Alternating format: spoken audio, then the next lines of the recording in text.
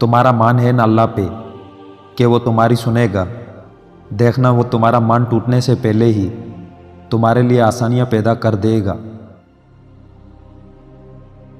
اگر تم سمجھ رہے ہو کہ ابھی تک میری مانگی گئی دعائیں قبول کیوں نہیں ہو رہی، تو یقین رکھو بس اب تم تھوڑی سی دوری پر کھڑے ہو، اور تمام جلد تمہارے لیے وہ سب مشکلیں جنہیں تم ابھی تک برداشت کر رہے ہو، ان سب کو تمہارے لیے آسانیوں میں بدل دیا جائے گا۔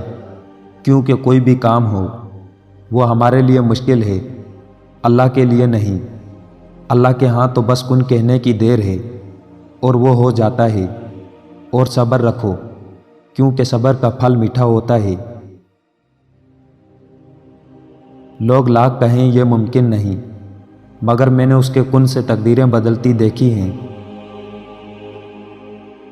کیا تمہیں معلوم نہیں اللہ سب کچھ کر سکتا ہے؟ تمہارا رب تمہیں بہت جلد وہ دے گا جس سے تم خوش ہو جاؤ گے۔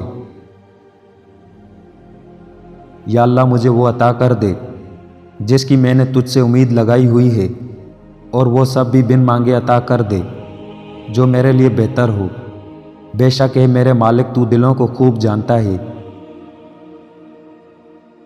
تمہارے کسی بھی کام میں جو دیر ہو رہی ہو تو مایوس نہ ہو۔ جو دیر ہو رہی ہے وہ اللہ کی طرف سے خیر بھی تو ہو سکتی ہے۔ اگر ٹھوکر کھا کر بھی نہ گرو تو سمجھ لو اللہ نے تھام رکھا ہے، کیونکہ اللہ اپنے پیارے بندوں کو کبھی بھی مصیبتوں میں نہیں ڈالتا۔ ہاں البتہ یہ جو آزمائش تم پر آتی ہے تو وہ صرف اور صرف اللہ اپنے پیارے بندوں کو مزید اپنے قریب کرنے کے لیے ڈالتا ہے، نہ کہ مصیبت میں ڈالنے کے لیے۔ تم اختتام میں اللہ کے سوا کسی کو اپنا نہیں پاؤ گے۔ بے شک اللہ تھام لیتا ہے تو پوری دنیا مل کر بھی نہیں گرا سکتی۔ اللہ کی رحمت کی پہلی نشانی یہ بھی ہے کہ انسان کو اپنے عیب نظر آنا شروع ہو جاتے ہیں۔ اگر دیری کا مطلب اللہ کا انکار ہی ہوتا تو وہ اتنے لمبے انتظار کے بعد حضرت یعقوب علیہ السلام کو حضرت یوسف علیہ السلام سے دوبارہ کیوں ملواتا؟ تمہارا بہترین دوست تمہارا اللہ ہے جو بنا کچھ کہے تمہارے حال سے واقف ہے۔ جانتے ہو یقین کیا ہے؟